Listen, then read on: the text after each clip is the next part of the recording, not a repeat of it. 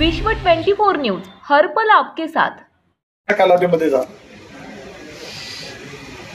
आम्ही काहीतरी विपरीत करतो आहोत अशा प्रकारच्या भावना महाराष्ट्रामध्ये निर्माण करण्याची भूमिका त्या कालावधीमध्ये घेतली गेली।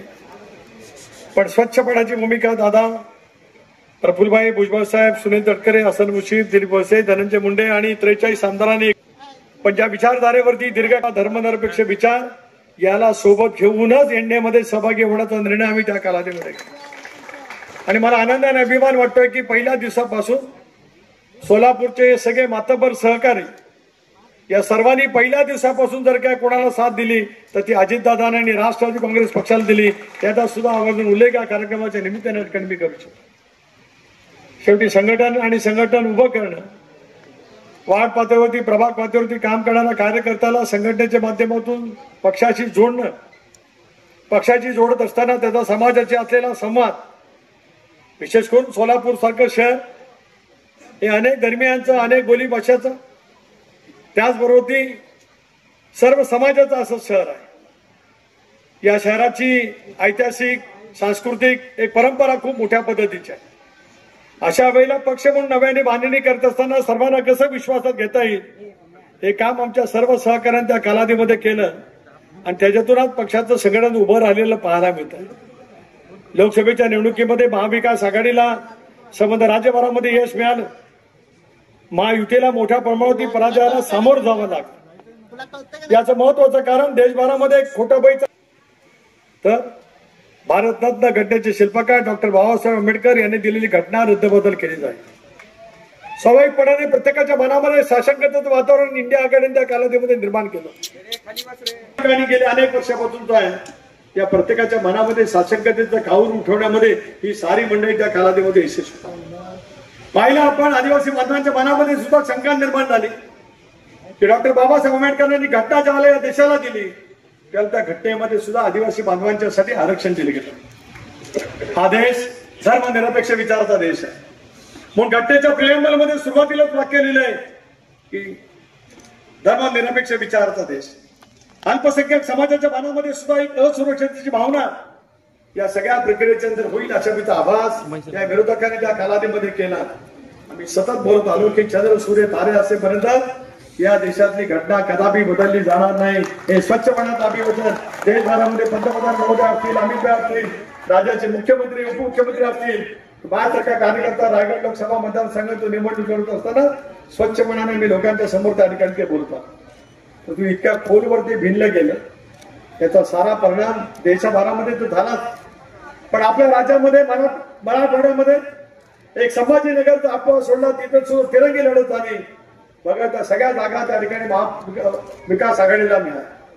विदर्भामध्ये गडकरी साहेबांचं स्वतःचं असं एक प्राबल्य आहे, त्यांचे स्वतःचे असं एक वोट बँक आहे, त्यांचा अपवाद वगळता त्या ठिकाणी सुद्धा महायुतीला पराजय पत्करला। पश्चिम महाराष्ट्रामध्ये तर सातारा आणि पुणे वगळता इचलकरंजीचा अपवाद वगळता तिथेही तिरंगी लढत झाली, महाविकास आघाडीला यश मिळालं। उत्तर महाराष्ट्रामध्ये जागावर रावेर वगळता सगळीकडे महायुतीला पराजय पत्करला। रत्नागिरी, सिंधुदुर्ग असेल, माझा रायगड असेल, मावळ असेल, कल्याण असेल, ठाणा असेल आणि मुंबईतील 1-2 जागा असतील त्या जागेमध्ये मात्र महायुतीला त्यावेळेला यश मिळालं। काय वातावरण निर्माण झालं महाराष्ट्रात। विधानसभेच्या निवडणुकीमध्ये 200 जागा आता महाविकास आघाडीच्या येतील असाच वातावरण संबंध महाराष्ट्राच्या कानाकोपऱ्यामध्ये विरोधकांनी निर्माण करण्याचा प्रयत्न केला। मालक तुम्ही तर दीर्घकाळ विधानमंडळामध्ये काम केलेलं आहे, संजय मामाने सुद्धा काम केलंय, आमच्या मोह साहेबांनी आपला यशवंत माने साहेबांनी सुद्धा त्या ठिकाणी काम केलंय। महाराष्ट्राच्या इतिहासात पहिल्या प्रथमच किमान 8-10 मुख्यमंत्री तयार झाले होते। पण आता कधी शपथ होतोय आणि आपण मुख्यमंत्री पदाची शपथ घेतो। 44 जागांच्या वरती मंत्रिमंडळाची संख्या सीमित कायद्याने झालेली आहे। किमान 70-80 जणांनी नवीन कोर्ट ठेवलेले होते आणि मतदान झालं आणि मतमोजणीला 1 दिवस होता। त्याला अनेकांनी मंत्रालयामध्ये जाऊन आपल्या जागा दालनं कुठली आहेत ते पण बघण्याचा प्रयत्न केला। पण त्यांना कळलं नव्हतं की महाराष्ट्रातल्या जनतेच्या मनामध्ये नेमकं काय।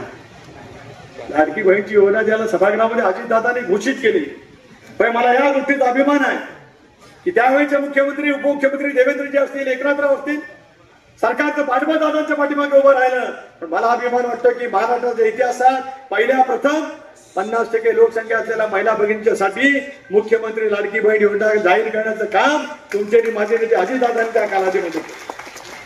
वर्षानुवर्ष थकबाकीची काही 20 पंपाची थकलेली होती 1400 कोटी रुपयाची ती माफ करण्याचा क्रांतिकारी निर्णय अजितदादांच्या माध्यमातून घेतला गेला.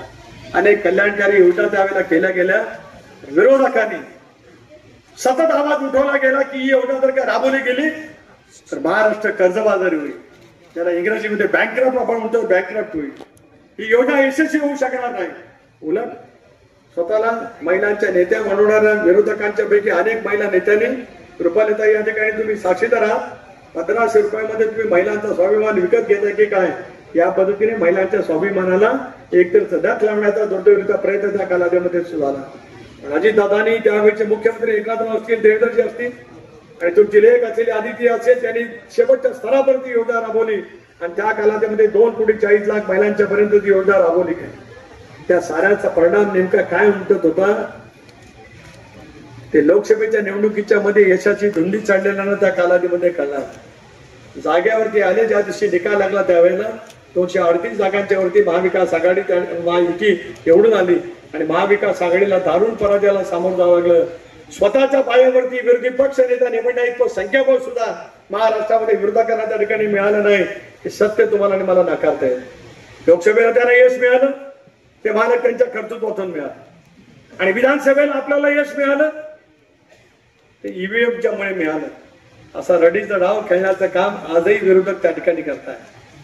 आज मी निर्धार नवपर्वाचा हे घोषवाक्य घेऊन मी आणि माझे सहकारी राज्याच्या कानाकोपऱ्यामध्ये का फिरतो.